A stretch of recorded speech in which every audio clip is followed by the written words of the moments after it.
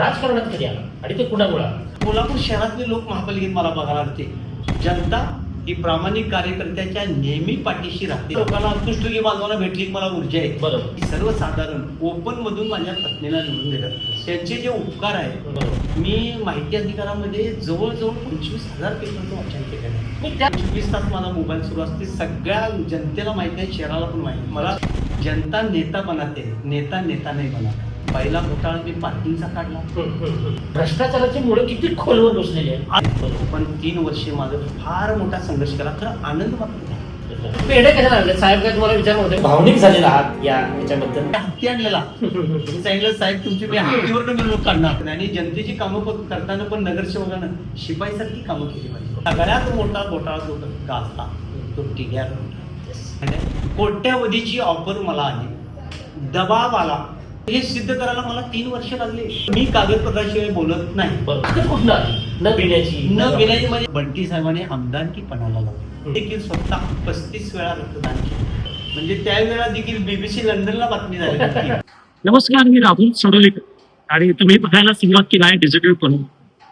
आज 6 डिसेंबर भारतीय राज्यघटनेचे शिल्पकार समतेचे पुरस्कर्ते डॉक्टर बाबासाहेब आंबेडकर यांचा महापरिनिर्वाण दिन आणि त्यानिमित्त आज आपण त्यांना वंदन करूया आणि आजच्या आपल्या एका व्यक्तिमत्वाच्या उलगडण्याला सुरुवात होईल. आजचं व्यक्तिमत्व थोडं वेगळं आहे. गेली 30-35 वर्ष कोल्हापूरच्या राजकारणामध्ये ज्यांनी नगरसेवक म्हणून प्रतिनिधित्व केलेलं आहे. राष्ट्रीय काँग्रेसचे ते सदस्य राहिलेले आहेत आणि बराच काळ त्यांचा काँग्रेसमध्ये बोलबाला राहिला आहे. शहरातल्या अनेक समस्यांबाबत त्यांनी आवाज उठवलेला आहे आणि तो आवाज उठवताना कधीही त्यांनी माघारीची भूमिका घेतलेली नाही. मी बोलतोय कोल्हापूर महानगरपालिकेचे नगरसेवक भूपाल शेटे यांच्याबद्दल. आज त्यांनी इथे कार्यक्रम ऑर्गनाईज केलेला आहे. तो कार्यक्रम नेमका काय आहे हे मी बघणार आहे. तो कार्यक्रम त्यांच्या सामाजिक जाणीवेचा आशय स्पष्ट करणार आहे. तो कार्यक्रम त्याची सामाजिक भूमिका स्पष्ट करणार आहे. तो नेमका काय आहे हे मी पाहणार आहे. मी नगरसेवक भूपाल शेटे यांच्याशी भेटणार आहे, त्यांच्याशी त्यांचं व्यक्तिमत्व उलगडून दाखवणार आहे. तुम्ही माझ्याबरोबर या. या कार्यक्रमात आलो ज्या ठिकाणी शेटे साहेब आहेत. शेटे साहेब तुझे पुत्र प्रसाद शेटे या ठिकाणी आहेत. आजचा कार्यक्रम नेमका काय याची माहिती? भारतरत्न डॉक्टर बाबासाहेब आंबेडकरांची 6 डिसेंबर आज महापरिनिर्वाण दिन आहे. बरोबर. त्यानिमित्त आमचे कुष्ठरोगी बांधव ज्यांच्या सहवासात मी अगदी लहानपणापासून आहे आणि गेली 34 वर्ष आम्ही हा शैक्षणिक साहित्याचं वाटप करतोय आणि तो आज या ठिकाणी आज या अत्यंत पवित्र दिनी बाबासाहेबांच्या महापरिनिर्वाण दिनी हा कार्यक्रमाचं आम्ही आयोजन केलं. गेली किती वर्ष सुरू आहे कार्यक्रम? हे 35 वर्ष सुरू आहे.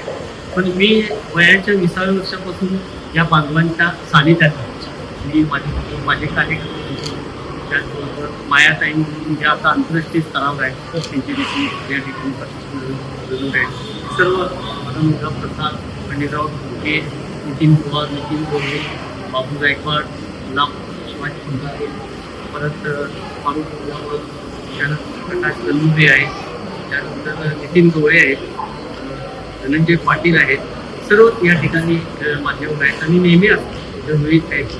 त्यांनी सर्व कार्यकर्ते हे या बांधवांच्यामध्ये नेहमी आम्हाला साथ देतात आणि त्या बांधवांच्या गेल्याची ऊर्जा मला पहिल्यापासून मिळालेली आहे.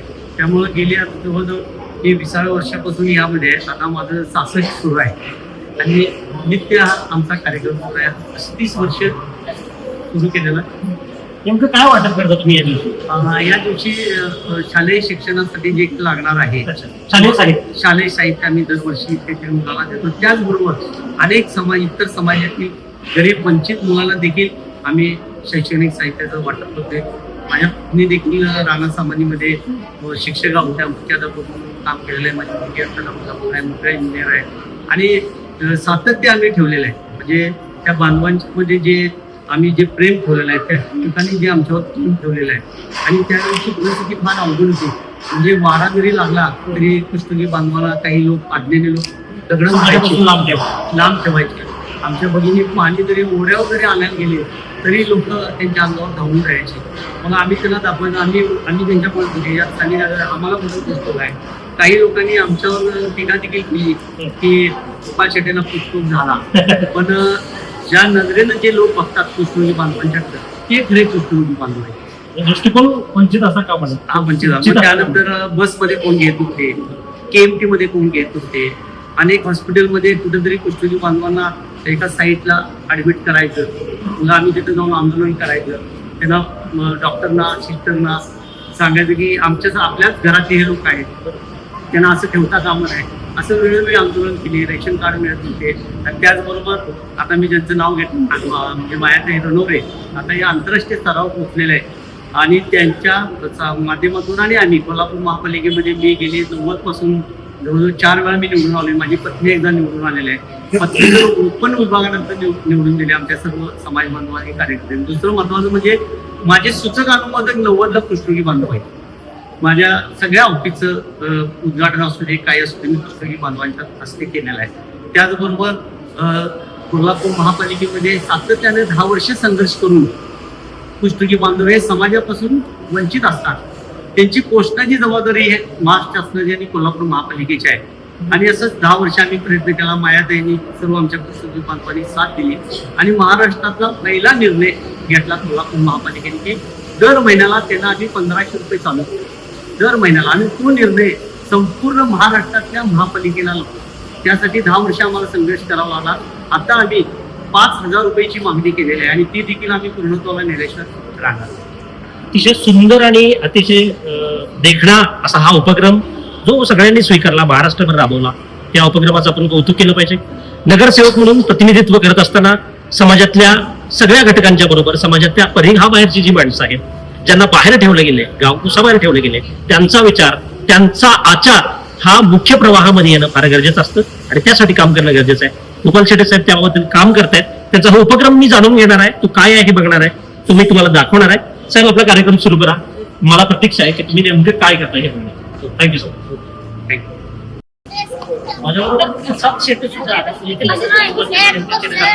त्यांचाही सहभाग या सगळ्या कार्यक्रमात या सगळ्या गोष्टींवर चर्चा करणार आहे की नेमकं त्यांचं योगदान, नेमकी त्यांची भूमिका कोल्हापूरच्या राजकारणामध्ये नेमकी काय आहे, कोल्हापूर महानगरपालिकेमध्ये कुठल्या मुद्द्यांवर त्यांनी संघर्ष केला, त्यांची जडणघडण कशी झाली. अशाच नवनवीन अपडेट्ससाठी डिजिटल कोल्हापूर चॅनलला सबस्क्राईब करायला विसरू नका. नमस्कार, मी राहुल सडोलीकर आणि मी सध्या मगाशी सांगितल्याप्रमाणे कोल्हापूर महानगरपालिकेचे लोकप्रिय नगरसेवक गोपाल शेट्टी यांच्याशी बोलणार आहे. त्यांचं व्यक्तिमत्व ओळखून घेण्याचा प्रयत्न करणार आहे, तुमच्यासमोर मांडण्याचा प्रयत्न करणार आहे. मी सध्या त्यांच्या घरी आहे, त्यांच्या कार्यालयामध्ये आहे. मी त्यांच्यासोबत आहे आणि मी जाणून घेणार आहे की गोपाल शेट्टी यांची आजपर्यंतची कारकीर्द, त्यांचा प्रवास नेमका होता कसा. शेट्टी साहेब नमस्कार. नमस्कार. डिजिटल कोल्हापूरमध्ये आपलं स्वागत. नमस्कार. राजकारणामध्ये तुम्ही आहात, तुम्ही यशस्वी व्यावसायिक आहात, तुम्ही लोकप्रिय नगरसेवक आहात आणि सगळ्यात महत्त्वाची गोष्ट म्हणजे तुम्ही कष्टातून इथंपर्यंत आला आहात अशी जनमानसात तुमच्याबद्दलची प्रतिभा आहे. मला तुमच्या लहानपणापासून सुरुवात करायची आहे. तुमचं बालपण कसं गेलं, शिक्षण कसं गेलं, बालपणाविषयी बोलूया आपण. आमचा पारंपरिक कोल्हापुरी चप्पल बनवण्याचा व्यवसाय. वडील एक उत्कृष्ट कारागीर, म्हणजे पूर्वी इंदिरा गांधी, यशवंतराव चव्हाण, मोरारजी देसाई अशा थोर व्यक्तींना देखील त्यांनी कोल्हापुरी चप्पल बनवून दिले. मी जरी नगरसेवक असलो तरी आता देखील मी अतिशय सुंदर कोल्हापुरी चप्पल बनवू शकतो. ते कौशल्य अजूनही तुमच्यात आधुनिक कौशल्य आहे. म्हणजे ती जी कला शिकलेली असते ती कधी आयुष्याच्या शेवटपर्यंत जात नाही. आणि अत्यंत वडिलांची जी कलाकुसर होती तीच मी वडिलांच्याकडून घेतली, वारसाने मिळाली. कोल्हापुरी चप्पलचा व्यवसाय आमचा पहिल्यापासून, बरोबर, अगदी लहानपणापासून त्यामध्ये आमची वाटचाल सुरू झाली. संपूर्ण जीवन कष्टमय. शाळा कुठली तुमची होती? माझी सन्मित्र विद्यापीठ ही सुभाषनगर मधली शाळा, त्यानंतर दत्ताजीराव शेळके विद्यालय, त्यानंतर राजाराम हायस्कूल आणि त्यानंतर गोखले कॉलेजमध्ये तुम्ही तुमचं शिक्षण काय झालं? माझं 12वी कॉमर्स पर्यंत शिक्षण. कॉमर्स पर्यंत शिक्षण झालं. त्यानंतर तुम्ही शिक्षण थांबवलं आणि त्यानंतर समाजसेवेची आवड ओढ लागली. आणि अत्यंत लहान वयामध्ये देखील मला ते समाज क्षेत्र, वडील पण समाजकार्यात असायचे आणि त्यांचाच वारसा मी म्हणजे समाजासाठी आपण काहीतरी केलं पाहिजे असं त्या कॉलेजच्या जीवनामध्ये मला ती जाणीव झाली.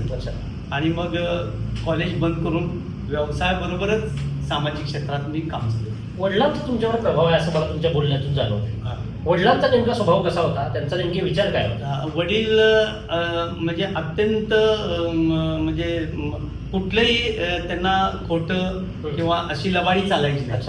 अतिशय आपण कष्ट करायला पाहिजे आणि जे कामगार आपल्याकडे आहेत त्यांचं काम झाल्या त्यांचा हात वाळायच्या अगोदर त्यांना पैसे द्यायचे. म्हणजे आपलं एखाद्या वेळी राहू दे, पण जे आपल्याकडे कामगार आहेत त्यानं ज्या काही कोल्हापुरी चप्पल केलेल्या आहेत त्याला हात वाळायच्या अगोदर पैसे द्यायचे आणि केलेलं काम प्रामाणिक करायचं, डुप्लिकेट काय करायचं नाही, जनतेची लोकांची काय फसवणूक करायची नाही. आपली वस्तू चांगली टिकाऊ झाली पाहिजे, आपलं नाव कधीही जाता कामा नाही, खराब होता कामा नाही, हे तत्व तिने सच्चाई तत्व तिने पाळलं. त्याचबरोबर त्या काळात तिने रक्तदान केलं, नेत्रदान देखील 1990ला म्हणजे आमच्या चर्मकार समाजातलं पहिलं नेत्रदान. म्हणजे वडिलांनी सांगितलेलं की माझं ज्या वेळा मृत्यू होईल त्यावेळा तू माझे डोळे दान केले पाहिजे. अवयवदान त्यावेळी त्यांनी केले होते आणि 2 लोकांना त्यावेळी दृष्टीलाभ झाला. आणि त्यावेळी अंध एवढी श्रद्धा होती की बाबा हे गोपाल शेट्टींनी आपल्या वडिलांचे डोळे दिले, आता ह्यांचे डोळे जाणार, ह्यांच्या घरातल्यांचे डोळे जाणार, ह्यांच्या मुलांचे डोळे जाणार, अशी अंधश्रद्धा. त्या काळी नेत्रदानाचा देखील आम्ही प्रसार केलाय. मी देखील स्वतः 35 वेळा रक्तदान केले. म्हणजे हे कुठल्या बाजारात विकत मिळत नाही, हे माणसाला दिलं पाहिजे. आणि वडिलांचे एक तत्व जीव सेवा करायची, म्हणजे जीवानं जीवाची सेवा करायची, ती सगळ्यात सर्वश्रेष्ठ सेवा आहे. ती जनसेवा ही ईश्वर सेवा, आणि ती सेवा तू प्रामाणिकपणे करत राहा. आणि तो वारसा मिळाल्यानंतर मग माझी वाटचाल सुरू केली. वडिलांच्याकडनं इतके चांगली मूल्य तुम्हाला मिळाली आणि त्या मूल्यांच्या जीवावर तुम्ही आजपर्यंत यशस्वी आहात असं तुम्हाला म्हणायचं. आई वडिलांची सगळी आई वडिलांची कृपा असं ते म्हणतात. मी पुढे जातो. आता तुम्ही सांगितलं की वडिलांचा प्रभाव होता तुमच्यावर, प्रामाणिकपणानं आयुष्य जग असं वडिलांनी तुम्हाला शिकवलं. त्यानंतर तुम्ही समाजसेवेचा ध्यास घेतला, समाजसेवा तुम्हाला सुरुवातीपासून समाजसेवा करावी असं वाटत होतं. राजकारणात कधी आला आणि ते कुणामुळे आला? आणि राजकारणामध्ये वडिलांनी इथं 1980 साली आमच्या इथले एक उमेदवार उभा केले, 78 साली उभा केलेले महापालिकेला. आणि त्यावेळेला आम्ही लहान प्रचार करायला जायचं, तेव्हा नगरपालिका होती. आणि त्यावेळेला म्हणजे सायकल पण नसायची, आम्ही चालतच करायचं. बरोबर. म्हणजे त्या काही त्या परिस्थितीनुसार. आणि मग 1990ला वडिलांची पण इच्छा होती की बाबा तू समाजसेवा करत जा. आणि फार इथं बलाढ्य लोक आहेत, निवडून येतात, प्रस्थापित माणसं आहेत, आणि आपली परिस्थिती तर एकदम गरिबीची आहे, म्हणजे कष्ट करून आपण जीवन जगायचं आहे. आणि त्या पद्धतीनं तू जर लोकांची सेवा प्रामाणिकपणे करत राहिला असं तर अगदी 100% लोक तुझ्यावर विश्वास ठेवतील आणि या प्रस्थापितांना धक्का देतील, असं वडिलांचं एक शिकवण होती.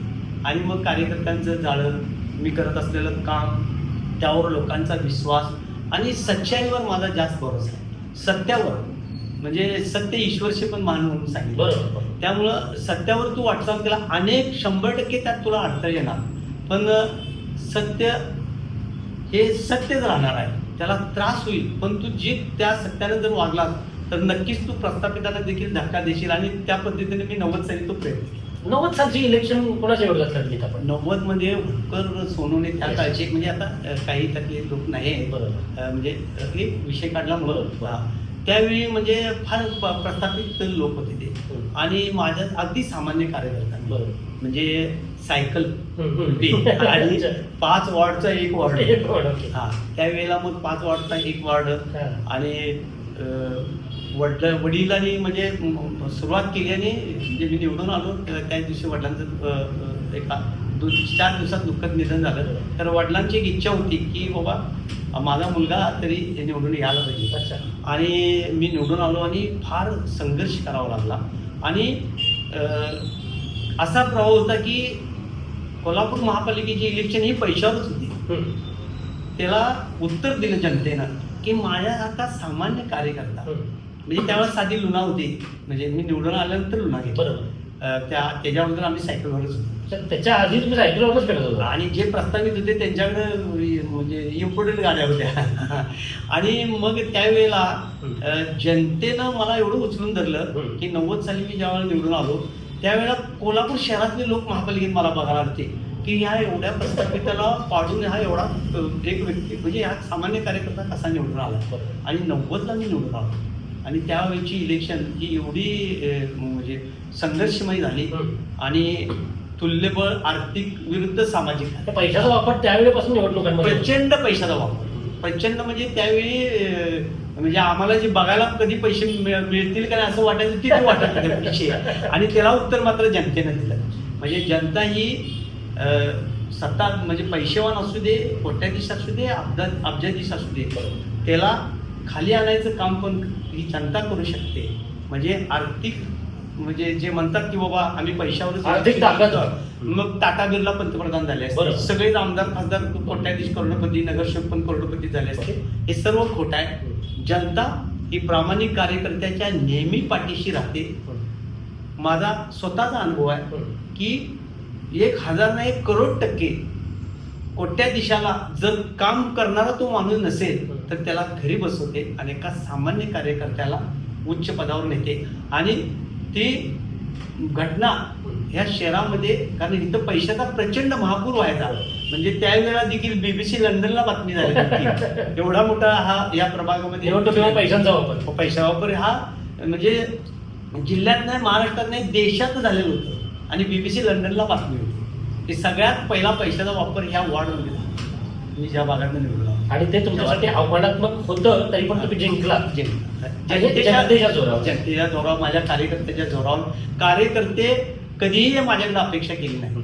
स्वतःचा काय होईल ते खर्च करून हे करायचं तुमच्यासाठी आहे. माझा चहा लांब पाणी पण पिल्या नाही अशी निस्वार्थ भावनेने काम केलं. अजूनही माझ्यावर तशी कार्यकर्ते काम करतात आणि जनता देखील आहे.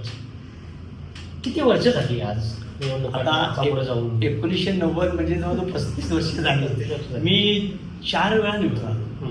म्हणजे माझ्या मते 4 वेळा निवडून आलेले कोल्हापुरात फार म्हणजे मोजकेच लोक असतील, अतिशय मोजके नगरसेवक.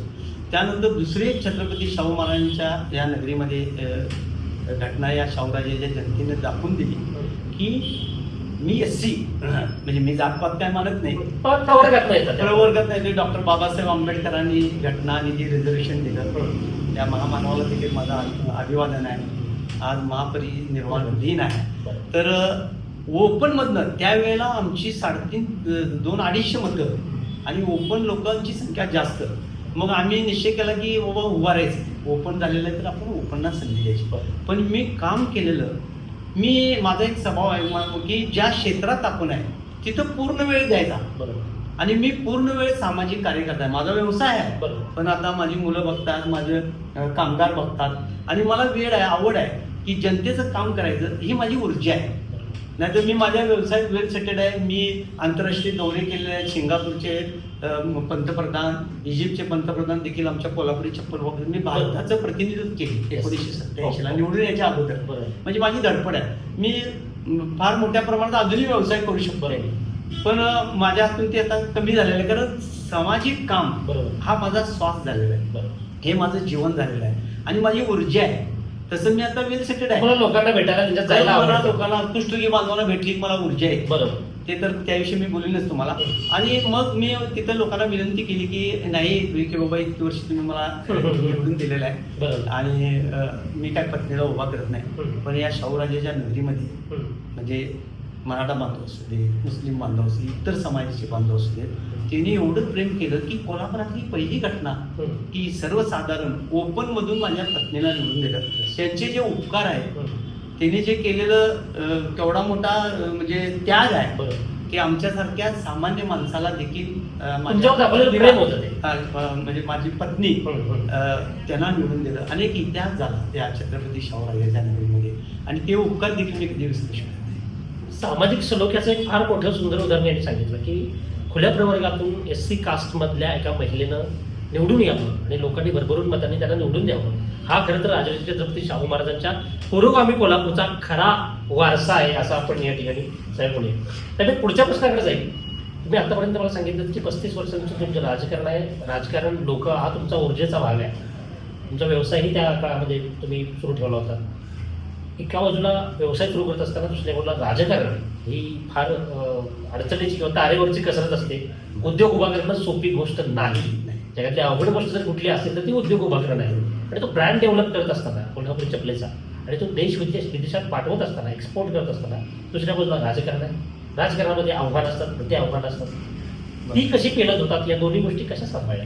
हा, आता आपण बरोबर बोलला की काही एक गट असा असतोय त्या राजकारणामध्ये, दबाव गट निर्माण करायचा, आर्थिक ताकद वापरायची आणि असं एक गट आहेच राजकारणामध्ये, हा तो गट असतोच. 100% असते. आणि दुसरं मी तुम्हाला एक उदाहरण सांगतो की 1992ला मी परिवहन समिती सभापती झालो. हो. आणि त्या काळी जवळजवळ 350 लोकांची भरती झाली. म्हणजे त्या कर्मचाऱ्यांची भरती झाली आणि त्या कुटुंबाचा देखील मला आशीर्वाद मिळाला. त्यानंतर मी स्थायी समिती सभापती झालो. शहर पाणी पुरवठा देखील मी शहर पाणी पुरवठा समिती सभापती देखील झालो. हे किती झाले तुम्हाला? 2000 साली मी झालो आणि 1992ला मी परिवहन समिती सभापती झालो.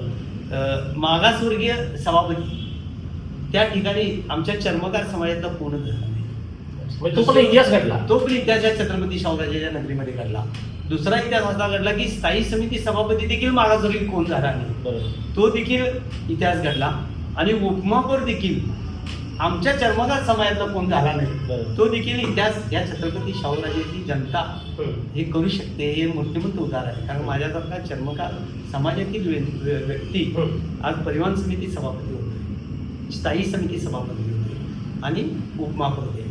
ह्या पाठीमागं माझं योगदान आणि अभ्यास म्हणजे काय की मला ती वेळ आहे वाचन करायची. बरोबर. मी माहिती अधिकारामध्ये जवळजवळ 25,000 पेपरचं वाचन केलेलं आहे. मी त्याच प्रश्नाकडे येणार आहे. कोल्हापूरच्या राजकारणामध्ये, जिल्ह्याच्या राजकारणामध्ये बऱ्याचदा महाराष्ट्रामध्ये सुद्धा ही चर्चा होते, ही होते चर्चा, हे आपण मान्यच केलं पाहिजे की भूपाल शेटे हे अभ्यासू नगरसेवक आहेत. आरटीआयमध्ये म्हणजे राईट टू इन्फॉर्मेशन हा जो माहितीचा अधिकार आहे त्याच्यामधला त्यांचा अभ्यास वाखाणण्याजोगा आहे अशी लोकांची चर्चा असते, असं लोकांचं मत आहे. तिकडंच मी जाणार आहे. नेमका का तुम्हाला वाटलं किंवा माहितीच्या अधिकाराखाली आपण लोकांचे प्रश्न मांडूया, असं का वाटलं? अण्णा हजारेंनी हा माहिती अधिकार अंमलात आणला आणि मी त्यांचं सगळं वाचत होतो. मला वाचनाचं वेळ आहे. म्हणजे माझ्या कार्यकर्त्यांना पण माहिती आहे. बरोबर. मी 30 वर्ष होऊन गेले असेल मी पिक्चरच्या टॉकीला कधी गेलो. अच्छा. नाटक बघायला जाते मी. अच्छा, नाटक आवडतं. खरं वाचन मात्र प्रचंड. अच्छा. वाचनाचं तुम्हाला मी वेळ सांगतो की कमीत कमी 15-20 हजार पेपर मी मिळवलेले आहेत आणि मला प्रचंड वाचन. मला फार झोप कमी आहे, फार म्हणजे फार झोप कमी आहे. आणि 24 तास माझा मोबाईल सुरू असते. सगळ्या जनतेला माहिती आहे, शहराला पण माहिती आहे. मला एक रिंग केली की मी उठते आणि उठते म्हणजे मला ती वेळच आहे. मला वाचनाचं वेळ आहे, प्रचंड वेळ आहे. मी 2 ते 2.5 तास झोपते. इतकी कमी? हो, इतकी म्हणजे मला ते काही नाही, माझी ती ऊर्जाच झाली. मला त्याशिवाय जमतच नाही. म्हणजे वाचन हे करायचं आणि अभ्यास करायचा. आणि असं आहे, एखादी फाईल घोटाळ्याच्या समोर आली की ती मला बोलायलाच लागते, माझ्याबरोबर बोलायलाच लागते. इतका अभ्यास आहे, इतका अभ्यास. आणि तो मी सक्सेस केला. त्याचं पहिल्याने उदाहरण आणखीन एक राहिलं, छत्रपती शाहू महाराजांचे जे समाधी स्थळ झाले. बरोबर. माझ्या उपमापूर कारकिर्दीमध्ये मी पूर्ण वेळ त्या ठिकाणी, पूर्ण वेळ. अच्छा, काम नीट होतंय की नाही, काम नीट होतंय की नाही, आणि त्या ठिकाणी पूर्ण वेळ. आणि ते इतकं मोठं मला समाधान देऊन गेलेलं. मी ऐकून आहे ही गोष्ट की तुम्ही तिथं असायचं पूर्ण वेळ. म्हणजे तिथे शिपाईसारखं मी जाऊन बसायचं. मला काही वाटत नाही. आणि जनतेची कामं करताना पण नगरसेवकानं शिपाईसारखी कामं केली पाहिजे. म्हणजे नुसतीच फोनवर नाही, काही जनतेची कामं मी स्वतः घेऊन जाते. कारण जनतेचे आपण नोकर आहात ही आयुष्यभर आठवण त्या कार्यकर्त्याला असावी लागते. नाही तर नगरसेवक झाला मग लोक बघतात, एकाच वेळी वर नेतात आणि मग खाली पण आणतात. मग जनतेसाठी आपण नोकर व्हायला पाहिजे, शिपाई व्हायला पाहिजे. जनता ही आपली मालक आहे. जनता नेता बनाते, नेता नेता नाही बनाता. म्हणजे जनता जी आपल्याला बनते. आणि दुसरं माहिती अधिकाराचं जर सांगायचं झालं तर मी जे घोटाळे केलेले आहेत, लढे केलेले आहेत, ते फार संघर्षमय आहे. म्हणजे लढा करताना एका दिवसात केला आणि सक्सेस झाला नाही. फार त्या पाठीमागे त्यागी वृत्ती लागते, त्या पाठीमागे अभ्यास लागतो आणि पाठ करावा लागतो. बरोबर. एक वेळेला घरी 2-2, 2:30 वाजेपर्यंत माझं जेवण असं वाढलेलं असते, पण मी कितीतरी वेळा दुपारचं जेवायला पण येत नाही. कारण त्या ऑफिसमध्ये जाणं, ते काम हातात घेणं, तिथं जाणं, हे सातत्य मी ठेवलेलं आहे. त्यामुळं आता म्हणजे घरी देखील माझी वाट बघायचं सोडून दिलेलं आहे. कारण काय, त्यामध्ये मी वाहूनच घेतो. माहिती अधिकारात पेपर मिळवले. पहिला घोटाळा मी पार्किंगचा काढला. म्हणजे पार्किंगचे पैसे कोल्हापूर महापालिकेला न जमा होतं. बरोबर. बनावट तिकीट छापली गेली. ते मी महापालिकेचे अधिकारी घेऊन, कर्मचारी घेऊन तिथं गाडी मारल्या. पार्किंगवाल्याला तो पळवून लावला. तो महाबळेश्वर होता, त्याला पळवून लावला आणि स्वतः पार्किंगचे पैसे आता महापालिकेला जमा होतात. त्यानंतर सगळ्यात मोठा घोटाळा जो गाजला तो TDR transfer development right. 2 acre जागा आणि 5 एकरचा सातबारा. म्हणजे डेव्हलपमेंट राईट सर्टिफिकेट देखील DRC देखील द्यायला लागलेले. तर तुम्ही घोटाळा एवढा गाजवला, त्यासाठी देखील मला 3 वर्ष संघर्ष करावा लागला. अच्छा. 3 वर्षे संघर्ष केला मी आणि 20 कोटीचा TDR घोटाळा तो रद्द केला. आपल्या सगळ्या मीडियाला माहिती आहे, बरोबर. पत्रामध्ये माहिती आहे. कोट्यावधीची ऑफर मला आली, दबाव आला, प्रचंड दबाव आला, पण माझा विश्वास आहे आपले जर हात स्वच्छ असतील, आपले विचार स्वच्छ असतील, आपली नीतिमत्ता स्वच्छ असतील तर जगातली कुठलीही ताकद आपल्याला करू शकत नाही. 20 कोटीचा TDR रद्द केला. अनेक चांगल्या बिल्डरांची, व्यावसायिकांची होणारी फसवणूक थांबवली, जनतेची फसवणूक थांबवली, कोल्हापूर महापालिकेचं आर्थिक नुकसान थांबवलं. त्यात 2 तलाठी, मंडलाधिकारी, महापालिकेचा सर्वे निलंबित केलं, शहर अभियंता, उपशहर अभियंता यांच्या इन्क्रिमेंट देखील घालवलं आणि तो लढा सक्सेस केला. त्यानंतर गाजलेला घरफाळा घोटाळा, तो तर अतिशय डेंजर घोटाळा, म्हणजे फिर्यादीचा आरोपी झाला. बरोबर. म्हणजे मी नावासकट सांगतो, हायकोर्टाच्या आदेश आहे, संजय भोसले. ह्यानं जो घोटाळा काढला त्यामध्ये 4 कर्मचारी निलंबित झाले आणि त्यातल्या संजय भोसलेंनी फिर्यादी म्हणून तक्रार स्वतःच दिली होती, स्वतः दिली होती आणि तोच त्यात आरोपी होता. बरोबर. खरं हे सिद्ध करायला मला 3 वर्ष लागले. प्रशासन दाद दिना, आंदोलन केली, उपोषण केलं, कुष्ठरोगी बांधवांना घेऊन महानगरपालिका प्रशासनाने तुम्हाला सहकार्य केलं नाही? अजिबात केलं नाही. मी सगळे पेपर दाखवले, आयुक्तांनी केलं नाही, आयुक्ताच्या खालच्या अधिकाऱ्यांनी केलं नाही. मग शेवटी डॉक्टर बाबासाहेब आंबेडकरांनी जी घटना दिलेली आहे, क्रिमिनल रिट पिटिशन दाखल केलं. माझ्या माहितीनुसार जिल्ह्यातलं पहिलं क्रिमिनल, पश्चिम महाराष्ट्रातलं पहिलं क्रिमिनल रिट पिटिशन आयुक्तांना प्रतिवादी केलं, त्यामध्ये जिल्हा पोलीस प्रमुखांना प्रतिवादी केलं आणि महापालिकेच्या 7 अधिकाऱ्यांनी हा फिर्यादीचा जो आरोपी केला संजय भोसले ह्याला आरोपी केलं त्यामध्ये आणि 6 महिन्यात निकाल लागला. पण ज्या महापालिकेच्या कर्मचाऱ्यांना 3 महिने जेलला जावं लागलं त्यांना ती शिक्षा भोगावी. आणि त्यातला एक कर्मचारी अनिरुद्ध शेटे तो माझ्या ह्याच ऑफिसमध्ये आला आणि त्याची मिसेस आल्या, लहान बाळ होतं आणि साहेब मी मंत्रालयातनं महापालिकेत नोकरीला आलो 15ला आणि ह्या माणसानं 2009 आणि 10ची स्वतः घोटाळे केल्यात आणि माझ्यावर घातले. साहेब एक तुम्ही अभ्यासक नगरसेवक आहात. आणि ती माऊली, ती भगिनी रडा लागली आणि मग तिथून माझी लिंक सुरू झाली आणि हा माणूस म्हणजे थांबवायचं. लहान बाळ घेऊन भगिनी तुमच्याकडे येते आणि तिच्या नवऱ्याचं ज्यानं घोटाळाच केलेला नाही आहे अशा नवऱ्याची बाजू घ्या म्हणून तुम्हाला सांगते. काय मनात तुमच्या कोलाहल झाला तेव्हा?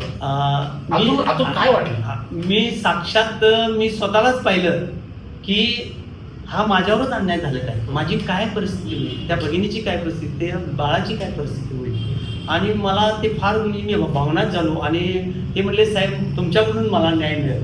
मी म्हटलं तुला मी 100% न्याय मिळवून देतो, खरं तू सत्य सांगणार, खरं सांग काय केलं असतं तर केलं नसतं. तर त्याने सत्य सगळं सांगितलं तर ते भयानक, अतिशय भयानक. आणि हा माणूस 3rd क्लास BCom आहे, ऑडिटिंग अकाउंटिंगला ह्याला 17 मार्क आहेत, नापासाने साहेब काढलं सगळं, हे सगळं काढलं आणि त्याला आता डिमोशन पण झाले. आयुक्तांनी त्याला मूळ पदावर पाठवले. ते आता मी तुमच्यावर बोलीन या बाबतीत.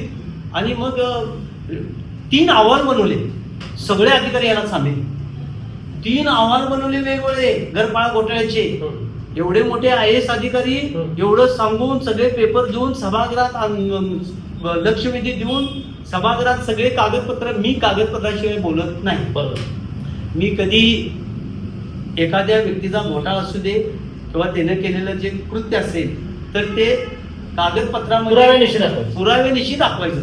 काही केलं ना कुणी. आणि अनेक संघटना त्याच्या पाठीशी आणि त्याचं नाव आल्यावर सगळ्या संघटना काय म्हणजे काय. मग म्हटलं हा न्याय मला मिळणार नाही ह्या संघटनेच्या किंवा ह्याच्या माध्यमातून. म्हटलं आपली लढाई आपण सुरू करायची, आपली तत्वानं लढाई सुरू करायची, सच्चाईनं लढाई सुरू करायची. आणि त्यामध्ये ह्याला हायकोर्टामध्ये मी क्रिमिनल रिट पिटिशन दाखल केलं आणि आमचे ॲडव्होकेट निरंजन भावके आणि आसिम नाफडे आणि दिल्लीवरून आले. ह्यानं 5 एवढे चांगले हायकोर्टातले वकील, सिनियर वकील नेमले. 5 विरुद्ध 2 असं सांगितलं. 5 विरुद्ध 2 संघर्ष. आणि माझा न्यायालयावर विश्वास आहे. न्यायालयानं लक्ष्मीपुरी पोलीस स्टेशनला आदेश दिले या आरोपीला अटक करा. त्याला ताबडतोब अटक झाली आणि तो जेलला गेला. त्यानंतर आयुक्तांनी त्याला निलंबित केलं. निलंबित करायला पण वेळ लावावा लागला. मग म्हटले हे थोडक्यात पाठीशी घालण्याचं काम सुरू होतं शेवटपर्यंत. आणि त्यानंतर त्या भगिनीच्या मला भेटल्या अनिरुद्ध शेटे, ते पण तुम्हाला सांगतो मी भोपाळ शेटे, मी चर्मकार, जातपात ते आपण मानत नाही, आणि ते जैन समाजाचे, तर यानं सगळीकडे जातीवाद चालू केला. हे भोपाळ, ते पुण्याची व्यक्ती, ते पुण्याची व्यक्ती, पर्सनॅलिटी चांगली, त्या भगिनी लागल्या रडायला, ते दाखवलं बघायला, मग मला ते फार अस्वस्थ झालो मी, मला झोप लागली नाही त्या दिवशी, अजून मला ते डोळ्यात, आणि ती व्यक्ती ह्या प्रेशरनं एक्सपायर, ती व्यक्ती गेली एक्सपायर झाली, ती बिचारी विधवा झाली, बदनामी सहन झाली नाही, बदनामी सहन झाली नाही, ते एक्सपायर झाले. आणि त्या भगिनीनं या कोल्हापूर शहरामध्ये या महापालिकेनं माझ्यावर अन्याय केलेला आहे, तिनं नोकरी देखील नाकारली, आणि आज ती एकटी भगिनी अक्षरशः उघड्यावर पडली, आणि तिला, आणि ते जे या जगातून गेला त्याला न्याय. आणि दुसरं, ज्या तीन कर्मचारी जे आमचे आज होते, दिवाकर कांबळे, परत ते नितीन नंदगावकर, आणि जे कर्मचारी होते, त्यांच्या 3 महिने हे कर्मचारी जेलला गेल्यामुळं त्यांचे कुटुंबीय त्यांच्यावर उघड्यावर पडलं, काहींची बदनामी झाली, काही त्या एका भगिनीवर देखील अर्धाविवाहित झाला ह्याच्या कृत्यामुळं, आणि हा मात्र ताटमध्ये, आणि हा जातीवाद पण करण्याचा त्यानं प्रयत्न केला. तर मी माझ्या जीवनामध्ये, मी जरी मागासवर्गीय असलो तरी मी अट्रॉसिटीचा कधीही गैरवापर केलेला पण नाही आणि करणार पण नाही. त्यानं सगळं जातीवादाचं राजकारण केलं, कारण मला माहित होतं सत्य काय होणार आहे. बरोबर. कारण मी मात्र जातीचा कधीही तसा फायदा उचलला नाही. तर एका माणसाला वाचवण्यासाठी 3-3, 4-4, 5-5 कुटुंब उद्ध्वस्त झाली, माणसाची आणि मग भयंकर होतं, भयंकर म्हणजे अति भयंकर, आणि फार मोठ्या संघटना होत्या त्याच्या पाठीमागं, आणि त्याचं नाव आल्यावर हळूहळू सगळ्या गायब झाल्या. म्हणजे छत्रपती शाहूराजाच्या नगरीमध्ये सद्विक बुद्धीनं जर भोपाळ शेट्टी जर दोषी असेल तर 100% तुम्ही त्याला दोषी आहे ना, त्याच्यावर कागदपत्राचे तुम्ही आरोप केले पाहिजे. संजय भोसले मी दोषी दाखवला, त्याला वाचवायला 3-3 अहवाल केले, आणि फिर्याद, माझ्या माहितीप्रमाणे मी एवढा अभ्यास केलाय, हा केल्कीचा अवतार आहे, हर्षद मेहताचा अवतार आहे, एडिट आणि डिलीट वापर करते. मी अजूनही तुम्हाला सांगतो तुमच्या माध्यमातून, त्यानं 200 कोटीची सूट दिलेली आहे कोल्हापूर महापालिकेच्या अनेक मोठ्या मिळकतांना, अनेक मोठ्या, जवळजवळ 15 ते 20 हजार मिळकत त्यांना अजून घर फाळा नाही. अजूनही माझं तुमच्या माध्यमातून ह्या प्रशासनाला चॅलेंज आहे, त्यांनी, मी पेपर सगळे दाखवलेले आहेत, मी असं घेऊन बसतो आणि ह्या अधिकाऱ्यांना बसायचं सर्वे, आणि मी जर त्यामध्ये जर दाखवलं नाही तर कोल्हापूर महापालिकेनं माझ्यावर गुन्हा दाखल करा. इतके कॉन्फिडंट आहात, इतकं चॅलेंज आहे माझं. 3 प्रकरणात त्यांना आता 27 कोटीची सूट दिली. 3 प्रकरणात काय म्हणत ते करते, शिकलेलं नाही, आणि त्याला जम्पिंग प्रमोशन. आता आयुक्ताने त्याला मूळ पदावर आणले, त्याला ऑर्डर दिल्या, मग इथं जिल्हा न्यायालयात गेला, जिल्हा न्यायालयात स्टे मिळाला, स्टे मिळाल्यानं फटाकड्या उडवल्या लगेच, आणि परत जिल्हा न्यायालयानं स्टे उठवला. आता हायकोर्टात आहे, आता हायकोर्टात लवकरच त्याला मूळ पदावर तो जाईल. गाडी वापरली 2-3 वर्ष पदावर नसताना, ती 1-1.5 कोटीची त्याच्यावर वसुली होईल. काय वाटेल ते केलं होतं त्यानं. आम्ही त्याची सर्टिफिकेट पण दाखवले, त्यानं 30 वर्ष झाली बीकॉमचं सर्टिफिकेट आणलेलं नाही, ते तिथं शिवाजी विद्यापीठामध्ये जाईल, 3rd क्लास पास आहे. ऑडिट आणि अकाउंटिंगला त्याला 17 मार्क आहे लास्ट इयरला, आणि सेकंड इयरला तर तू नापासच आहे, आणि पेपर घेते आणि काढून घेते. फार मोठा आंतरराष्ट्रीय गुन्हेगार. मला याच प्रश्नाकडे तुम्हाला जायचं आहे, या मुद्द्याकडे जायचं आहे. एक व्यक्ती जी 3rd class BA BCom pass आहे, 17 मार्काची अधीक्षक झाला, आणि त्याला वाचवण्यासाठी संघटना पुढे येतात, परिवार व्यवस्थापन झाला, हा इतके मोठे मोठे पदांवर तो गेला. भ्रष्टाचाराची मुळे किती खोलवर घुसलेली आहे, तुम्हाला जाणवलं नाही ते? अतिशय खोलवर आहे, अतिशय खोलवर आहे. आणि मी बघितलं की साथ मिळत नाही, दबाव आणतात, प्रेशर आणतात. म्हणून मी सांगितलं, मी कुठल्याही प्रेशरला दबावाला, ती ताकद कुठून आली? न भिण्याची म्हणजे आपण जे सच्चाईवर काम करतोय तो एक आत्मविश्वास फार मोठा माझ्यात आहे. आणि मी ज्यांची नावं घेतोय ते कागदपत्रावर घेते, मग ते कोण असू दे, आमदार असू दे, खासदार असू दे, मंत्री असू दे, मी घाबरत नाही, मी लाचारी करत नाही, मी कुठलेही प्रेशर घेत नाही, मी पैशाला महत्त्व देत नाही. कारण माझ्या वडिलांनी आणि मी लहानपणापासूनच आम्ही आमच्या कष्टानं पैसे बघितले, त्यामुळं पैशाला महत्त्व माझ्याकडे नाही. तसेच दबावाला मी बळी पडत नाही. ह्या सगळ्या जनतेला माहीत आहे, आणि या सगळ्या नेत्यांना पण माहीत आहे की भोपाळ शेट्टीनं एकदा विषय घेतला, तो डॉक्युमेंटरी तडीच नेला. मी लढे केलेले तडीच नेलेले, अनेकांनी लढे केले, खरं अर्धवट सोडले. मी काय त्यांच्याविषयी बोलत नाही, कारण जनतेला माहित नाही की कुणाची नावं पण घ्यायची काहीच गरज नाही. जनता जाणून आहे. हा, जनता जाणून आहे. पण ही ताकद मोठी आहे, ऊर्जा आहे. मला अनेक माझी काळजी करणारे मला मेसेज येतात, पत्र येतात, साहेब सांभाळून जरा सिक्युरिटी घ्या, सांभाळून घ्या. नाही, मी म्हणते तुमचा आशीर्वाद माझी सच्चाई आणि माझी त्यागी वृत्ती आहे. बरोबर. मी सत्ता, संपत्ती, पैशाला महत्त्व देत नाही. लोकांच्यावर जे अन्याय मी तुमच्याबद्दल एक कमेंट ऐकली होती. तो कार्यकर्ता तुमचा होता की नाही मला माहित नाही, पण त्यानं एक कमेंट केली होती, मी ऐकली होती ती, की भोपाल शेठ पांढरे कपडे घालतात नाही आणि त्यांच्या पांढऱ्या कपड्यावर एकही डाग नाही आहे आणि त्यांच्या चरित्रावर पण नाही आहे. हे कितपत खरं आहे? लोक असं म्हणतात तुमच्यावर, तुम्हाला काय वाटतं? हे सत्यच आहे. मी कॉलेज लाईफला तर माझे फोटो बघा, फॉरेनला वगैरे हो. कोट सूट बीट वर सगळे 85-87 फोटो माझे. हो. आणि मग मी नगरसेवक झालो. नगरसेवक झाल्यानंतर मला ती आवड निर्माण झाली आणि म्हणून मी पांढरे कपडे, काय माझे पांढरे कपडे हे दिवसातून 2 वेळा बदलायचे आणि पांढरे कपडे, मला ती आवडच निर्माण झाली आणि स्वच्छ काम करायचं. बरोबर. आणि अजूनही मी तुम्हाला सांगतो, मी माझ्या जीवनामध्ये मला कुठलाही डाग लागेल, माझे कुठलेही माझे हातून दुष्कर्म किंवा चुकीचं काम होईल असं मी कधीही जीवनात करणार आणि ते कृत्य कुठल्याही घडू देणार कधीही घडू देणार नाही. म्हणजे ते सत्ता जाऊ दे, संपत्ती जाऊ दे, सगळं जाऊ दे, तर तो डाग मी लावून घेणार नाही. कारण माझ्या वडिलांची ती शिकवण आहे आणि वडील पण माझे पांढरे कपडे वापरायचे पहिल्यापासून शेवटपर्यंत. आणि ती एक आवड निर्माण झाली. आणि दुसरं संघर्षाबद्दल सांगायचं म्हणलं तर हे प्रशासन आणि अधिकारी एवढे म्हणजे ज्या कोल्हापूर महापालिका ही मातृभूमी आहे, बरोबर, जनतेच्या पैशावर यांचे पगार चालतात. बरोबर. आणि असं करत असताना महापालिकेतले बरेच अधिकारी हे ठरावानं मोठे झाले, विद्वत्तेनं नाही. विद्वत्तेनं माणूस मोठा व्हायला पाहिजे. अहो हे तीनपाट याला काय हिची लायकी का काय, आणि हे माझ्यावर आबरू नुकसानचा दावा करायला ज्याला आबरूच नाही आहे. बरोबर. आणि कायद्यामध्ये तरतूद आहे, कायद्यामध्ये अशी तरतूद आहे की एखाद्या अधिकाऱ्याचं माहिती अधिकारामध्ये त्यानं जर चुकीचं काम केलं असेल तर ते जनतेसाठी प्रसिद्ध करणे बरोबर हा कायद्यानं गुन्हा होत नाही. डेफिनेटली. त्यामुळे त्यानं लई वेळा 5 कोटीचा दावा, 10 कोटीचा दावा, तो काही पुरावे होते, माझ्याकडे पुरावे होते, तो जाहीर करतोय, दबावतंत्र वापरतोय, पत्रकार परिषद घेतोय. महापालिकेत असा कुठल्याही कर्मचाऱ्याला अलाउड नाही आहे, आयुक्त. आणि ही जी गाडी काढून घेतली, हे परिवहन व्यवस्थापन नसताना गाडी वापरायले, कर्मचारी घरात वापरायचे ते काढून घेतले आणि त्याला मूळ पदावर आणलं. म्हणजे त्यानं जे अत्याचार अन्याय केलेले आहेत त्याला ते भोगायला लागलेले आहेत. संजय भोसले हे जो माझं काही वैयक्तिक नाही आहे, माझं काही वैयक्तिक नाही आहे ते तुम्हाला दुसरं सांगतो. ते 92ला नाना कदमची गाडी पुसायचं, सुनील कदम, आणि ते असा हात जोडून माझ्याजवळ आलं. तर मी 92ला त्याला, आम्हाला माहित नाही ना डुप्लिकेट काही दिले ते, 92ला परिवहन सभापती असताना ती जी निवड झालेली आहे. तुम्ही सभापती होता? मी सभापती होतो आणि त्यानं कागदपत्र पण ती बनावट दिली. ही निघाली 30 वर्षांनी. म्हणजे तो सुरुवातच फ्रॉड झाली, सुरुवात फॉल्ट झाली होती. आणि त्या म्हणजे प्रशासनाकडे त्याचं नाव आलं. मी सभापती होतो. खरं हे एवढं तेलगेने हर्षित मेहता महापालिकेचं 200-300 कोटीचं नुकसान केले. मग का आयुक्तांना ऑर्डर दिली याला मूळ पदावर शिपायची? महापालिकेचं केलं म्हणजे कोल्हापूरकरांचं केलं, कोल्हापूरचंच केलं ना, कोल्हापूरचं केलं. आणि मग नंतर माझे लढे जे सक्सेस झाले ते न्यायालयाच्या आदेशाने झालेले. म्हणजे मी टीका केली म्हणून त्याला आरोपी केलं नाही. पण 3 वर्षे माझं फार मोठा संघर्ष केला. खरं आनंद मात्र झाला. एक लोकांचं प्रेम झालं, त्यांच्यावर अन्याय झाला त्याला एक आनंद झाला की बाबा जरी अन्याय निवारण झालं, अन्याय निवारण झालं, फिर्यादीचा आरोपी झाला.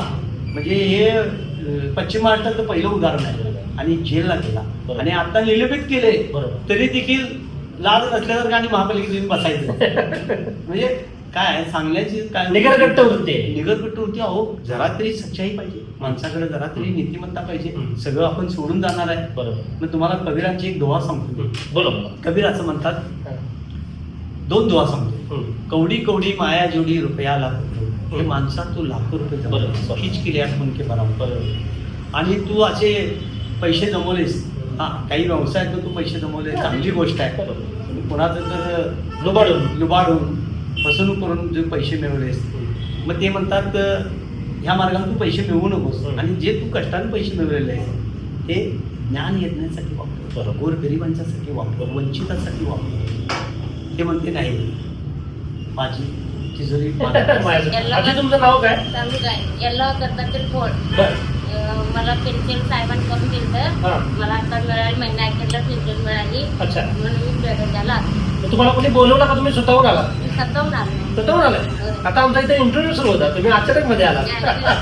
मी महिना अखेरला मिळाली व महिना अखेरला मिळाली? काल परवा पहिला पैसे मिळाले नसते तर काय झालं असतं? काय मी साहेबांनी सांगितलं तर साहेब म्हणले मला करून देतो. अच्छा. मग करून दिलं. साहेबांनी केलं नसतं म्हणजे? साहेबांनी केलं नसतं तर काय बसलं पैसे किती गरजेचे असतात? 1500 रुपये 1500 रुपये मिळाले तुम्हाला पेन्शन. साहेबांच्या नेहमी येत आहे? काय आता सारखं चालू आहे की 6 महिने आज झालं. तर सुरूच आहे. आता 4 रुपये 6 महिने या नाही. तिकडे कागद दिलो ते लिंक नाही हे नाही ते नाही म्हणले. बरं. आणि गावाला जर गेलो तिकडे जर पेनीच्या नातवाचं लग्न होतं ते चिपटले गेलो बरं, मग तुम्ही तिकडच्या का मुलच्या? जवाहरनगर. हा, मुलगी तिकडे आहे. बरं. माझी नाही बहिणीची मुलगी आहे. मला मग पेढे कशाला आणले? साहेब काय तुम्हाला विचार नव्हते पेढे का दिले ते नाही? साहेब करून दिल्यात म्हणून आनंद मला साहेबांनी करून दिलं मला मिळाली. हा. मला मरून तर आता पेन्शन हा. मिळाल. मी दोन घास खाणार त्याच्या नावानं म्हणून मी आलो द्यायला. साहेब माझी ओळखीच आहे. तर तो एक विषय योगा आहे काय आज म्हणजे कुठेतरी अचानक हे आलेले आहेत, हे प्रस्तावित नाही. नाही. खरंच मनापासून सांगतोय तुम्हाला. नाही. अचानक इंटरव्ह्यू सुरू असताना ते आलेले आहेत आणि आम्ही त्यांच्याशी बोललेलो. बोला. म्हणजे योगा आईसारखेच आमच्या खनबागमध्ये राहतात. 1990 पासून अशा हजारो म्हणजे विधवा म्हणत नाही विवीर पत्नी म्हणतो विवीर पत्नी बरोबर. अशा हजारो लोकांचं मी संजय गांधी अनुदान केले निराधार योजनेतलं. माझ्या पुस्तकात. त्याला येणारा खर्च देखील मी स्वतः करतो. प्रोसेसिंग सगळी तुम्हीच करता? 2,000 रुपये घातल्यात त्यांनी 1 रुपया घाला नाही. त्यांनी स्वतः पगारला 2,000 रुपये देऊन गेल्यात म्हणून त्याचा आभार मानतो. मी त्याला पैसे पगार पेन्शन मिळायला देतो म्हणलो. त्यांनी मला पैसे नको मला एक पेढा आणून द्या म्हणले. म्हणतात मी तेवढ्यासाठी पेढा घेतला. तर साहेब आता निवडणुकीला उभारले. उभारलं की त्यांना किंमत देणार काय? साहेबांनी सोडणार आहे. आमचे कामं करतात म्हणून आम्ही देणार नाही. अच्छा. मग देणार साहेबांना मत देणार म्हणा. मग आम्ही नेहमी साहेबांनी देतोय मत. आमचं काम किती करून दिलं खणीवरती.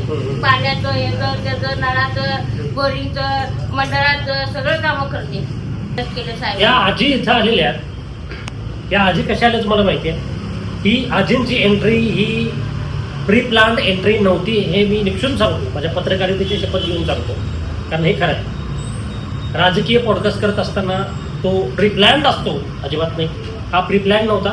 त्यांची एंट्री ही अत्यंत आकस्मिक झालेली आहे. ती का झाली तर त्यांचं संजय गांधी निराधार योजनेचं त्यांचं काम हे नगरसेवक भूपाल शेट्टींनी केलं आणि त्याचे पेढे द्यायला त्या आल्या होत्या आणि त्यांना आत येऊन साहेबांना मला पेढे द्यायचेच आहेत असं त्यांना सांगायचं होतं आणि त्यासाठी त्या आत आल्या. हे प्री प्लॅन नव्हतं. मला असं वाटतं हे तुमच्या कामाची पोचपावती आहे. अशा पद्धतीने लोक येऊन तुम्हाला तुमच्यावर प्रेम व्यक्त करतात आणि या आजी इथं आल्या आणि आजीने सांगितलंच होतं की आता मी मत यांनाच देणार आहे आणि यांनी माझी याच्या पूर्वी सुद्धा कामं केलेली आहेत. राजीव गांधी संजय गांधी निराधार योजनेचं काम करत असताना जी प्रोसेसिंग फी असते ती फी सुद्धा आम्ही दिलेली नाही. ते पैसे सुद्धा यांनीच घातलेले आहेत, साहेबांनीच घातले आहेत असं ते आजींनी सांगितलं. हे फार महत्त्वाचं आहे, हे फार खरं आहे आणि अशाच खऱ्या माणसाशी मी पुढे बोलणार आहे. या खऱ्या माणसाची मी पुढे चर्चा सुरू ठेवणार आहे. आजी तुम्ही आलात, थँक्यू सो मच. त्या आजीबाई गेल्या, त्यांच्या चेहऱ्यावर समाधान होतं. त्यांच्या डोळ्यात त्यांना दाखवलेल्या आपुलकीबद्दलचं कृतज्ञता दिसत होती. ती फार महत्त्वाची असते. जनता कुणाच्याही मागं गोळा होत नसते. जनतेला नेत्याचं प्रेम हवं असतं. त्यांनी निवडलेल्या प्रतिनिधीला त्यांच्याबद्दल काय वाटतं याबद्दल जनता नेहमी शोधक असते. तिची शोधक नजर त्या नेत्याला शोधत असते आणि ती शोधक नजर इथं नगरसेवक भूपाल शेट्टींना मिळाली असं मला वाटते. मी पुढे जातो. आत्ताचा प्रसंग खरंच तुम्हालाही भावनिक होता. तुमच्या डोळ्यात अश्रू मी बघितले आणि हे खरे अश्रू आहेत, यात काही खोटेपणा नसतो. हे ग्लिसरीनचे अश्रू नाही आहेत, अभिनेते वापरतात ते. हे खरे अश्रू आहेत, खऱ्या भावनांचे अश्रू आहेत. हे पुढे जाईल. शेट्टी साहेब आपण अत्यंत भावनिक झालेला आहात याच्याबद्दल. त्यांनी तुमच्या मुलासारखं तुम्हाला आशीर्वाद दिले आणि तुम्ही गेला. हे आशीर्वाद तुमचं पुण्य असं तुम्ही समजता, तुमच्या वडिलांचे ते वारसा आहे असं तुम्ही समजता. ताकद घेऊन तुम्ही पुढे जाताय. आज कोल्हापूर महानगरपालिकेची इलेक्शन सुरू आहे. अभूतपूर्व अशी ही निवडणूक असणार आहे. त्याचं कारण असं 4 प्रभागांचा एक प्रभाग असेल. या 4 प्रभागातले 4 नगरसेवक हे एकत्रितपणे लढणार आहेत, पॅनल पद्धतीने लढणार आहेत आणि त्यामुळं संघर्ष अटळ आहे, संघर्ष मोठा आहे आणि पैशांचा वापर सुद्धा महापुरासारखा होणार आहे. आपण जिल्हा परिषदची इलेक्शन बघितली, माफ करा, आपण विधानसभेची इलेक्शन बघितलेली आणि आत्ताच झालेल्या नगरपंचायतीच्या इलेक्शन आपण बघितलेल्या बरोबर. येणं केलं प्रकारे वैध अवैध मार्गांचा वापर करून इलेक्शन आपल्या हातात घेण्याचे प्रयत्न झालेले आहे हे सर्वश्रुत आहे. कोल्हापूर महानगरपालिकेची इलेक्शन तुम्ही कशी बघता, तुमची तयारी नेमकी काय? माझा 90 पासूनचा अनुभव आहे आणि आता पण तुम्ही पाहिलं अगदी मी म्हणजे आपण दार पण उघडत नव्हतो म्हणजे आपली मुलाखत सुरू असल्यामुळे. तर असं म्हणजे भरपूर प्रेम मी मिळवलेलं आहे. म्हणजे माझा मुलगा देखील मी देखील आणि माझ्या 2 गाड्या आहेत पण मी कधी जास्त 4 व्हीलरमध्ये नाही. मी 2 व्हीलरवर फिरणारा नगरसेवक म्हणून लोकांची भेटताय. त्याला शहराला पण माहिती आहे ना माझ्या गाड्या. असे एखादे पेशंट असतात, गरीब लोक असतात, त्यांना दवाखान्यात नेण्याचं काम माझा मुलगा पण करतोय, मी पण करतोय. मी जरी बाहेर असलो आम्ही आतूनकडे आमच्या ऑफिसला कधी नसत्या. म्हणजे एखाद्याला दाखली पाहिजे काय पाहिजे माझ्या 2 व्हीलरमध्ये देखील शिक्का असतो. रस्त्यात भेटल्या द्यायचं किंवा इथं शिक्के तयार करून ठेवला जर रहिवासपणा दाखला त्यांनी दार उघडायचं, आम्ही असलो नसलो तरी दार उघडायचं आणि घेऊन जायचं. आणि हे गरिबांच्या विषयीचं प्रेम, कारण मी पण गरिबीतनं दिवस काढलेले आहेत, ती जाणीव आपल्याला आहे. आणि असं अनेक पेशंटांमध्ये साधे भिकारी जरी रस्त्यावर पडलेले असले तर पोलीस देखील मला फोन करतात की शेटेसाहेब हा भिकारी आहे, जरा इथं या, ॲडमिट करा. मी विदाऊट हँडग्लोव्ज कोरोना काळात पण लोकांची सेवा केली आहे. कोरोना तुम्हाला विचारणार आहे. हा मग मी स्वतः कसलीही बॉडी कोरोना असू दे, TB असू दे, एड्स असू दे, माझे वडील पण बांधायचे आणि मी पण लहानपणापासून ते बॉडी बांधतोय. आत्ता पण कुठेही शहरात असू दे, भागात असू दे, मला फोन आला की मी तिथं बॉडी भूपाल स्वतः सगळ्या जनतेला माहिती आहे. स्वतः भिकाऱ्याला देखील मी स्वतः घेऊन जाऊन ॲडमिट करतो. कारण कुष्ठरोगी बांधवांच्या विषय आहे. कुष्ठरोगी बांधवांच्या पण आता तुम्ही बघितले सगळे फोटो असं जवळ घरात आमच्या डायनिंग किचनपर्यंत कुष्ठरोगी बांधतो. आमचे रोहिदास महाराज म्हणतात मन चंगा तो पडतो.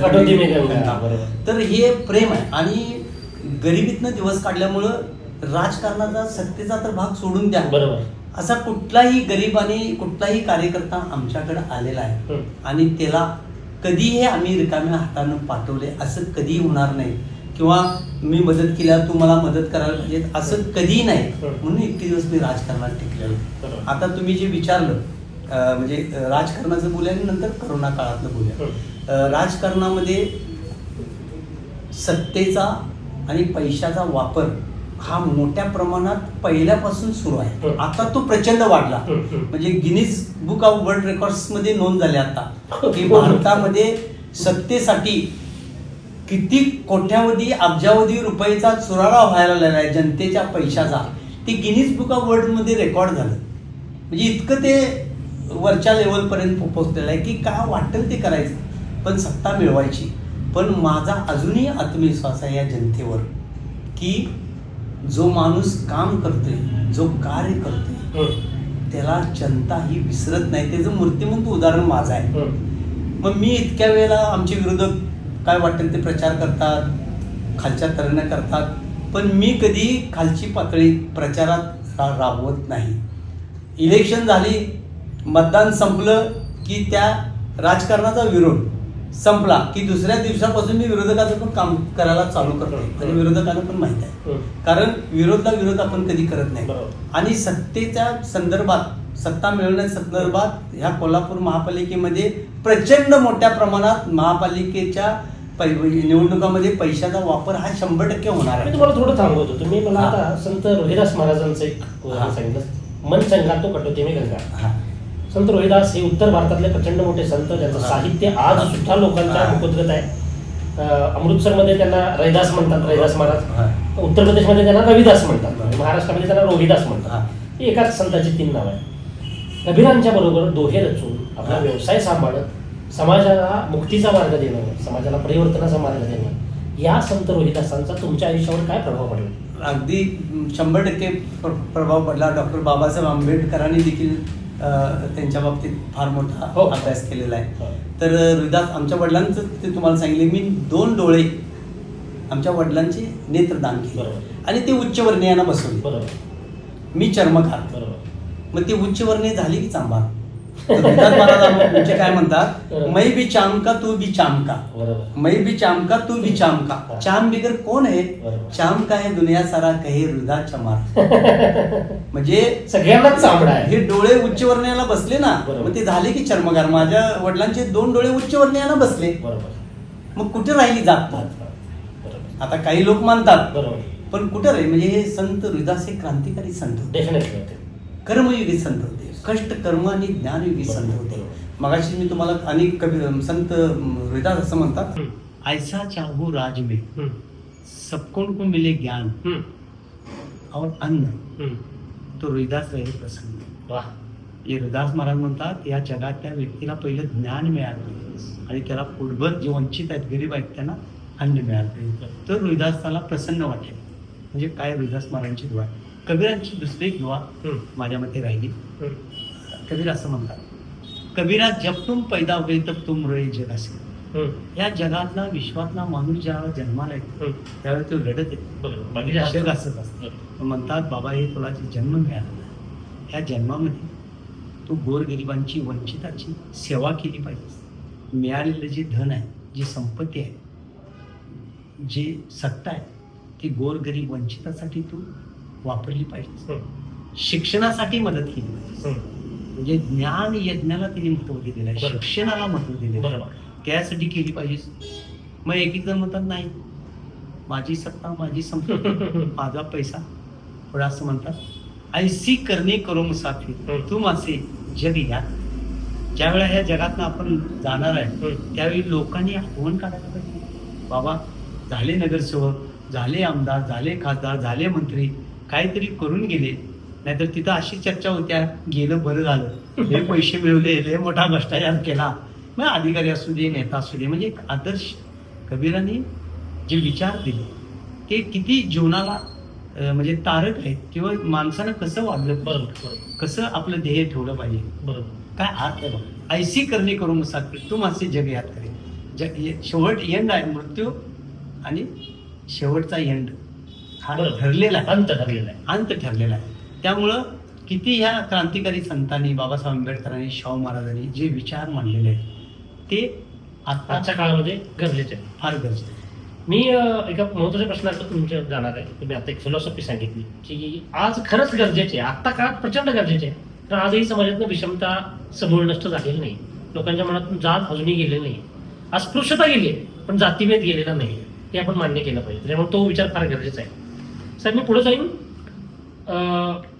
मी बघतोय तुमचं राजकारण गेली कित्येक वर्ष यशस्वी राजकारण आहे, लोक समाधानी आहे, ते मी आता बघितलंच. युवकांचं पण तुमचं संघटन चांगलं आहे. तुमचं वय आता 67 आसपास आहे, तरी सुद्धा युवक तुमच्याकडे आकर्षले जातात. याचं काय कारण आहे? हा, माझं महत्वाचं कारण म्हणजे युवकांनी जास्तीत जास्त शिक्षण घेतलं पाहिजे.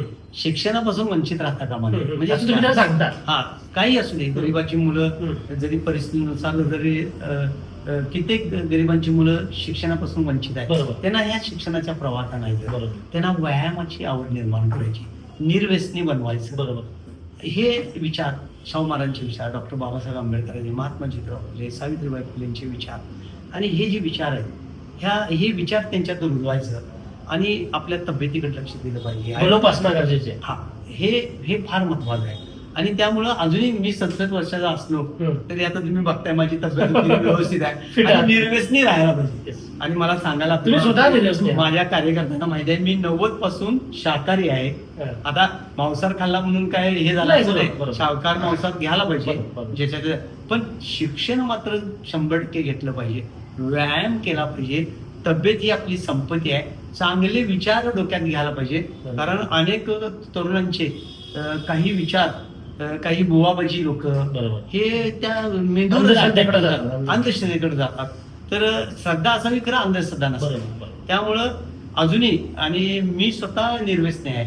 अनेक व्यसनाधीन आमच्या जे कारागीर असतात किंवा लोक असतात, त्यांना व्यसनापासून अलिप्त करण्याचं काम मी देखील केलेलं आहे. तुमचं लक्ष असतं. फार लक्ष आहे, तो देखील मी आनंद मिळवलेला आहे. अशा हजारो लोक निर्व्यसनी केलेले आहेत. माझ्या कार्यकर्त्यांना पण माहिती आहे, कारण मी समाजकार्यात वावरताना मला काही जी पत्ते आहेत ती मी 100% पाळावीच लागतात. आणि लोकांचं फार लक्ष असते तुमच्याकडे, फार बारीक लक्ष असते. आणि युवकांना पण मी फुटबॉल प्रेमी आहे, कुस्ती प्रेमी आहे, क्रिकेट प्रेमी आहे, हॉकी प्रेमी आहे. मी खेळाडूंच्यासाठी माझ्या परीनं भरपूर मी मदत करतोय. म्हणजे माझ्या युवकांना ही माहीत आहे की भोपाळ सिटींच्याकडे गेले की बाबा काही असू दे, आपल्याला रिकाम्या हाताने मी व्यायामाची आवड निर्माण केलेलं आहे. खेळाडूसाठी मला वाटतं इथं जिम साठी पण तुम्ही युवकांना योगदान दिलं होतं, जिम करा आणि त्यासाठी तुम्ही मदत केली. मदत केली. मी सुभाषनगरमध्ये प्रथम स्वतःचे देखील पैसे घालून सुभाषनगर मित्रमंडळ व्यायामशाळेची स्थापना केली 2000 साली. त्यानंतर माझा भाग बदलला, दुसरे नगरसेवक आले, त्यांनी थोडंसं दुर्लक्ष केलं, पण ते काय त्यांच्यापर्यंत केलं. त्यानंतर मी आता आपल्या दत्त तालीम आणि शिरत मोला जो भाग आहे भागामध्ये लक्ष्मी वसाहत वगैरे तिथं व्यायामशाळा केलेला आहे. दुसरं आणखीन एक महत्वाचा मुद्दा की आयसोलेशन ग्राउंडवर 7 कोटीचा कत्तलखाना मंजूर केला. 7 कोटीचा. त्या बाबतीत मी संघर्ष केला. त्यामध्ये पण फार मोठी आर्थिक उलाढाल झाली. अच्छा. पण तो देखील आम्ही हाणून पाडला. आणि आयसोलेशन ग्राउंडवर त्या ठिकाणी कचऱ्याचं साम्राज्य होतं. खेळाडूंना माहीत आहे, काही खेळाडू आमच्याकडे आले की साहेब हे आम्हाला ग्राउंड करून पाहिजे. तो कत्तलखाना रद्द करण्यासाठी मी संघर्ष केला. माझ्या काही नगरसेवकांनी पण यामध्ये मदत केली. पण मी न्यायालयात पण लढलो आणि कत्तलखाना रद्द केला. कारण नागरी वस्तीमध्ये कत्तलखाना हा होणं चुकीचं आहे. आमचा जो विजय पाटील जो जनावरांचा डॉक्टर आहे, पण एकाही कुत्र्याचं ऑपरेशन त्याने केलेलं आहे, तोही लवकरच मी घोटाळा काढणार. कारण तो जनावरांचा डॉक्टर असून त्याला वेगळे चार्ज दिला आणि एकाही कुत्र्याचं त्यानं आजपर्यंत ऑपरेशन केलेलं आहे. मी माहिती अधिकारात माहिती घेतला. दुसरा घोटाळा लवकरच तुमच्या माध्यमातून जनतेला समजेल. आणि त्या ठिकाणी मग तो रद्द केला. मग आदरणीय ऋतुराज पाटलांनी डोजर दिला आणि मी स्वतः त्या ठिकाणी 5-6 हजार रुपयाचं डिझेल घालून आणि तिथल्या 2 स्वखर्चातून मी तिथं ग्राउंड केलेलं आहे. आज त्या ठिकाणी फुटबॉलला ग्राउंड झालेला आहे. दुसरं जो माझा टीडीआर घोटाळा झाला गाजलेला, बरोबर, सानेगुरुजी वसाहतच्या शेजारी, त्या ठिकाणी ग्राउंड तयार केलं. म्हणजे ज्यानं टीडीआर मध्ये ती जागा 5 एकरला फक्त 5 लाख रुपये भरलेले आणि 2 लाख चौरस फुटाचा 20 कोटीचा टीडीआर घेणार होता, त्याच्याकडून तिची मूळ जागेला, आमचं दुमत नाही, तिच्या मूळ जागेला देण्यात यावा टीडीआर, तर त्याच्याकडे 1 कोटी रुपये खर्च करून ग्राउंड तयार केलं. त्या अच्छा, म्हणजे तिथे एक ग्राउंड खेळासाठी निर्माण झालं, तरुणांसाठी निर्माण. बरोबर. ते एक मोठं काम केल्याचा मला आनंद आहे. आयसोलेशनचं ग्राउंड वाचवल्याचा आनंद आहे. आणि असे अनेक ठिकाणी ग्राउंड तयार करण्याच्या संदर्भात हॉकी स्टेडियम पण विजय सरदारने पण तिथं फार मोठं काम केलंय. पण 2000 साली त्याच्यावर रिझर्वेशन उठवण्याचा काही लॉबीने प्रयत्न केला, पण मी 2000 साली सभापती असताना त्याच्यावर ग्राउंडचं रिझर्वेशन टाकलं 2000 साली. आणि मी आणि विजय सरदारनी पण त्या ठिकाणी काम केलं. ज्या माणसाने केलं ते केलं. असं ग्राउंड वाचवण्याचं, महापालिकेच्या जागा वाचवण्याचं देखील मी काम केलेलं आहे. तरुणांसाठी देखील प्रसाद देखील आमचा तरुणामध्ये काम करतोय. त्यांच्या अडीअडचणी असू दे, खेळाडू असू दे किंवा काही त्यांना तरुणांच्या मध्ये देखील मदत करण्याचं काम करणं. कारण तरुण पिढीच पुढचं भविष्य हे करते. त्यामुळं तरुणांचा पण देखील मी थोडा कसेना फॅन आहे आणि शेवटपर्यंत राहणार. मी मुलाखतीच्या शेवटाकडे जातोय. आतापर्यंतची आपली मुलाखत ही तुमची जडणघडण, तुमचं शिक्षण, तुमचा राजकारणातला प्रवास, तुमचे आव्हान आणि तुम्ही केलेले यशस्वी केलेले लढे इथपर्यंत कसं आहे. मी थोडं पुढे जाणार आहे. महानगरपालिकेच्या इलेक्शनला तुमची तयारी झाली याच्यावरही मी बोललो. कोल्हापूर जिल्ह्याचे नेते, काँग्रेसचे सध्याचं आशा ज्यांना म्हटली जाते महाराष्ट्राची आणि कोल्हापूर जिल्ह्याची सुद्धा, ते सध्या बंटी पाटील हे तुमचे नेते 100%. त्यांच्याबद्दलचं तुमचं बॉन्डिंग कसं आहे? आदरणीय बंटी पाटलांच्या सानिध्यात मी अगदी म्हणजे डीवाय दादांच्या पासून आहे. म्हणजे डीवाय दादांचे पण जुने फार संबंध आहे. मी पण त्यांचा आदर्श घेतलेला आहे. आणि बंटी साहेब आमदार झाले त्याच्या अगोदरची पण त्यांची कारकीर्द मी बघितलेली आहे. अतिशय समाजसेवेचं वेळ असणारा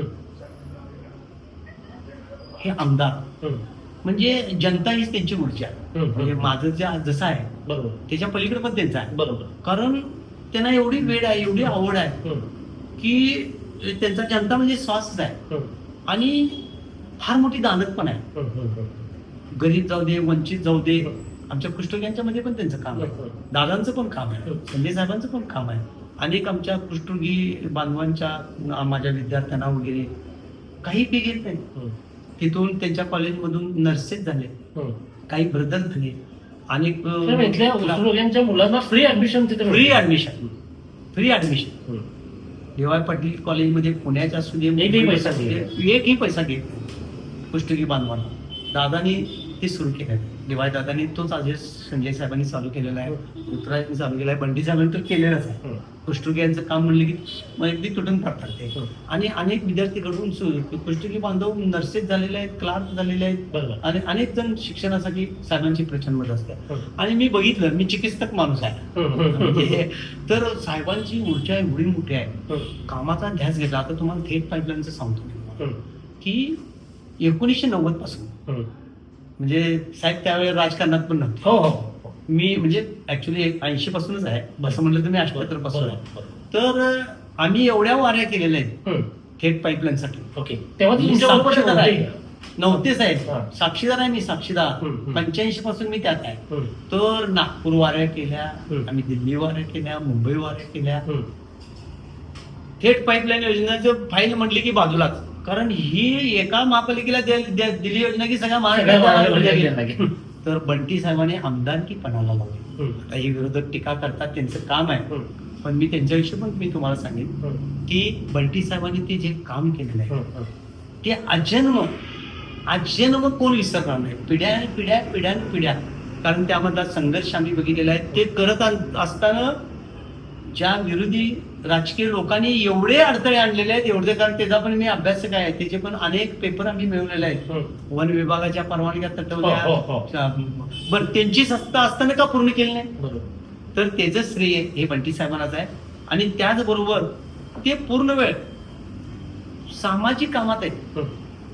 कित्येक वेळा जेवण त्यांचं गाडीत आहे, सतत लोकांच्या रेल्वेत आहे, गराडात आहे, त्यांचा श्वास आहे. जनता म्हणजे त्यांचं म्हणजे सांगण्याच्या पलीकडची ताकद आहे, ऊर्जा आहे, त्यांना ऊर्जा आहे.